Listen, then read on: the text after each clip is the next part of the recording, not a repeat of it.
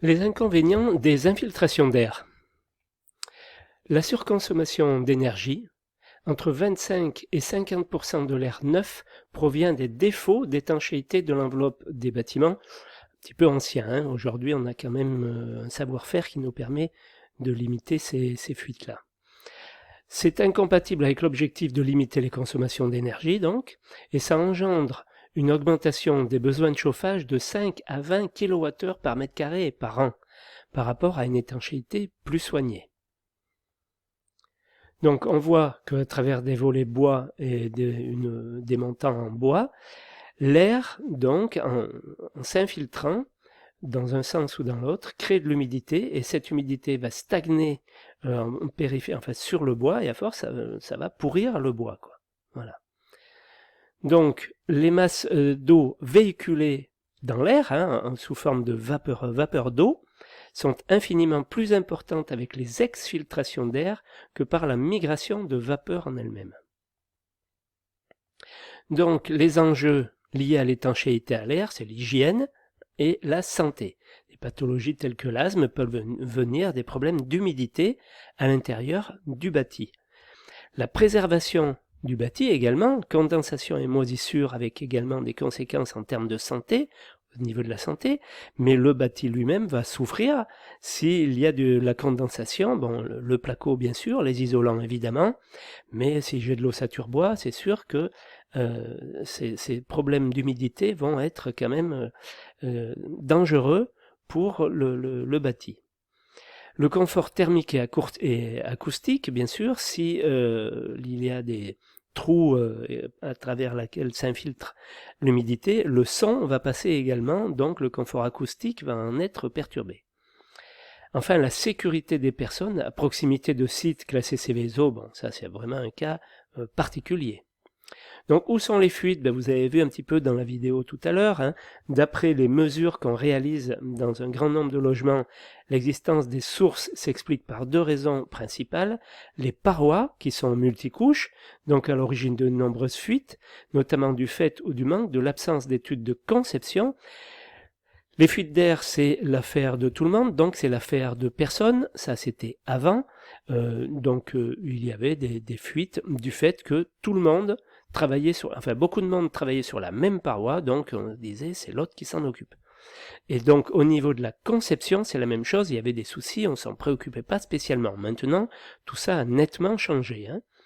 L'étanchéité faisait rarement l'objet d'une attention particulière il y a une vingtaine d'années, au niveau de la commande, c'est-à-dire de la demande du client, au niveau des études et au niveau du suivi des travaux et de la réception des travaux.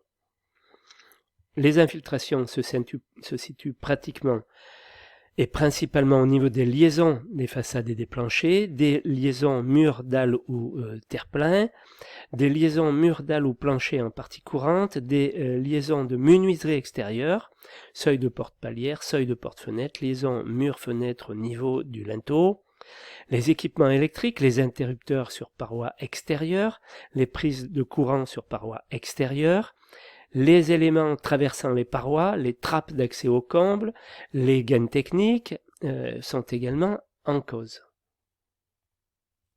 Donc pour ça on fait un test, le test de la porte filtrante.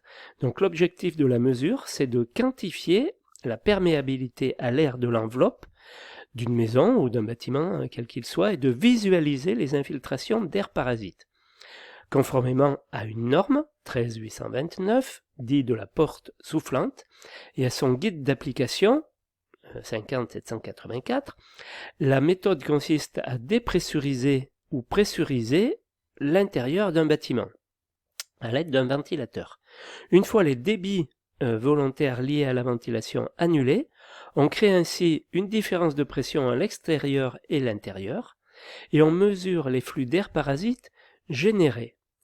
Ce test, donc, permet d'obtenir une série de couples débit-dépression et d'en déduire l'indication de perméabilité à l'air du bâtiment. Donc, on maintient une pression de 4 pascal, la différence de pression va être de 4 pascal, c'est vraiment minime, et par rapport à la surface.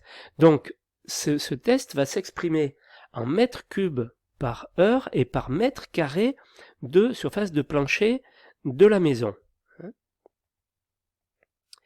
Voilà, donc ce test va permettre de déterminer, on va le ramener par mètre carré, et ça va permettre de déterminer quelle quantité d'air fout le camp, pour parler clairement.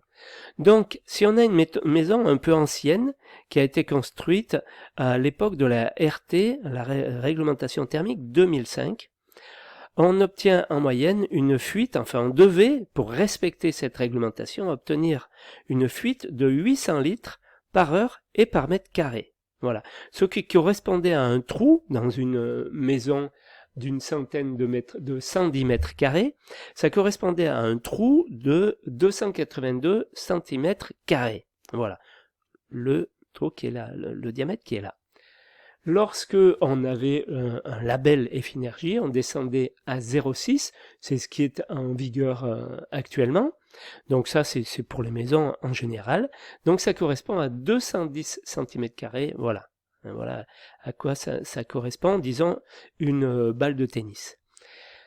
À l'avenir, donc on va descendre vers les 0,2. 0,2 c'est la RE 2020, donc donc là ça correspond, cette surface-là, à la surface d'une carte de crédit. À l'avenir, on veut tendre vers la pièce de 1 euro, ça c'est quand on sera encore plus performant qu'on ne l'est actuellement.